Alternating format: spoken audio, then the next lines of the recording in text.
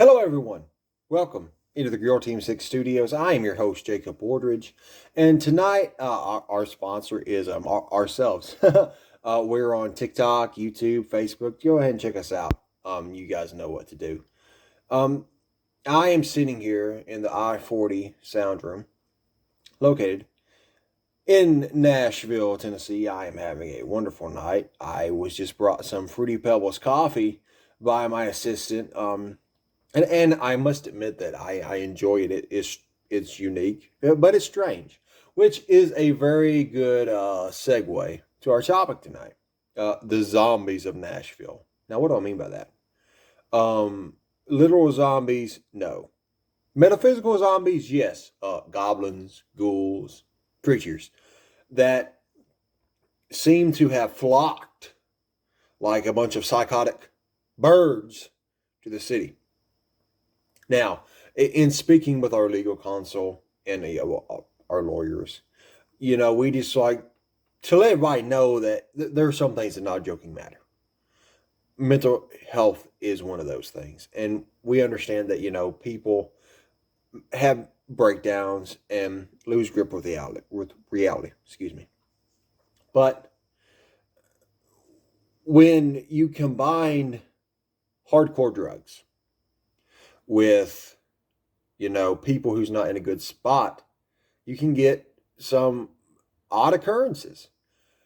So we're going to be detailing some of those that have happened to myself and others.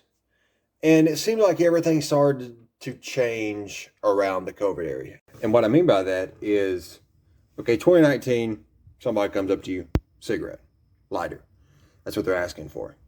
And then about April, May 2020, I remember I was sitting on Broadway on a Saturday morning, Friday night-ish. And like in any major city, they have those little cubed off areas so you can take your dog to and let them go potty or whatever. And there was this woman who literally rose up like the Undertaker, stared at us,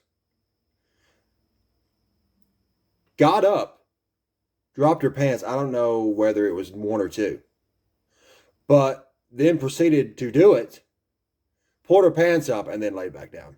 Now, that's just the start.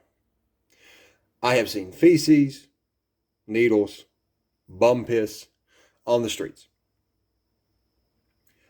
Then we transition into, so it's just them defecating or urinating on the side of the street, to I'm going around the 440 loop at about 2 o'clock in the morning.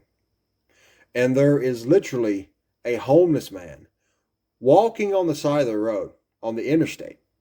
He runs out into traffic.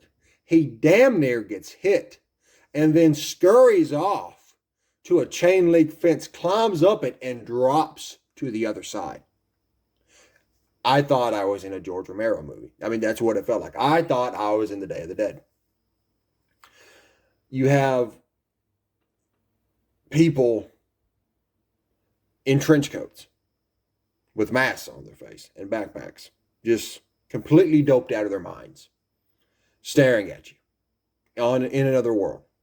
If you want to know, which I'm sure most people who live near a major city have seen this before and have their own stories.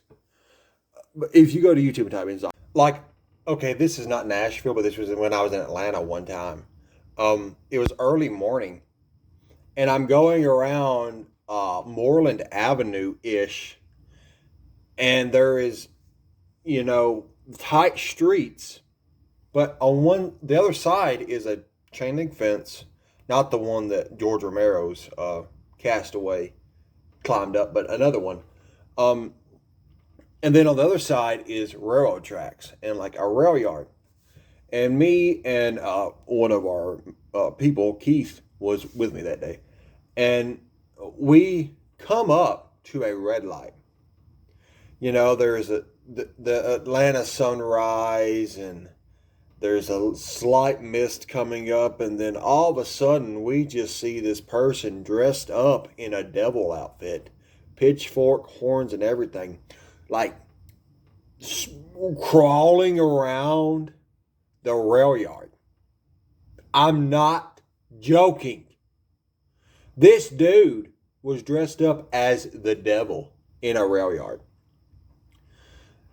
And then a separate time in Atlanta, we seen this one guy who kind of like he keeps coming up, but the George Romero Castaway was on the other side of a concrete barrier and like was shaking his fist like he just won the world title, going blah blah blah blah blah blah, and I'm like, what is going on down here? We got to get out. And then I also seen this one homeless dude go up to a dumpster. Now, I get that this is not really going with the story, but it just came to me. I seen this one guy kind of like dolphin dive, for anybody who's seen Call of Duty or Play-Doh or whatever, into a dumpster, like, the little sliding handle part of it. Come out with just a old ass Coke can and throw it back like a bunch of boys in a parking lot of a Walmart on a Saturday night. And I'm just like, oh my gosh, I can't believe that people live like that, but they do. Which then takes me to my most recent encounter with the zombie.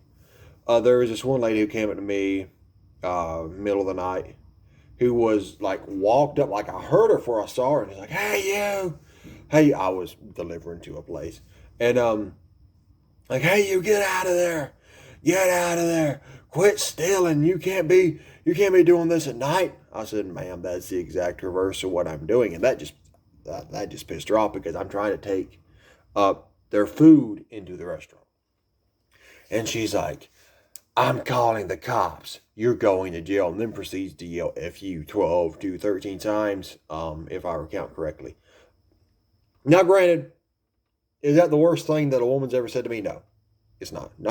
Not by far. I've been called a lot worse. I've been said a lot too about worse. But the fact that you have Skeletor is a good example.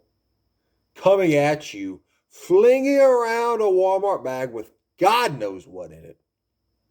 It's kind of freaky. And also, when I was in Walmart one day, there was this one woman who was out of her mind, who literally thought that they were seeing demons in the aisles, that the people in the aisles were demons. And this one specific guy, it wasn't me, it was another guy in an aisle, was the devil and was going to drag her to hell. And then as I'm walking out, this other couple is walking like kind of in front of me. And then she's like, you might be the one that kills me tonight. And I'm like, okay, look, I literally just want some oatmeal and yogurt. I just got to get out of here. John French, I remember when he moved to Roanoke, Virginia, back in the Dizzy. And he would call me up and be like, dude, man, these homeless are going crazy out here. I'm like, no, what's going on? And I didn't really believe him. Like, he said that he would borderline get attacked by these people when he wouldn't give them money. Needless to say, he wasn't joking. I guess my point is to watch yourself while you're out there. I would not engage these people. As a matter of fact, I don't even go downtown no more. I mean, it's like mass shooting every weekend, buildings collapsing, just people getting stabbed. You literally see people just randomly going crazy with machetes and attacking people. I just go to work and I come home. That is my life. That has been the Girl Team 6 motto for like 3 years now. But yeah, I would just be careful. I would watch your six. Always travel in groups, and everybody wanted a zombie apocalypse. I just don't think that we really anticipated this. Bonus story. I wish I had Cody to tell it, but maybe I can get him on the podcast one night. So me and Mr. Cody was going around Nashville one day. Yeah, a fall morning. a little bit nipply out there, and we see just the barely the sunrise, and we're going around some of the neighborhoods in Nashville, and we see this homeless woman who had one leg. Is very, very sad. But here was the thing. She was moving at the speed of Usain Bolt. I mean, I'm not kidding. We need this kind of effort in our everyday lives.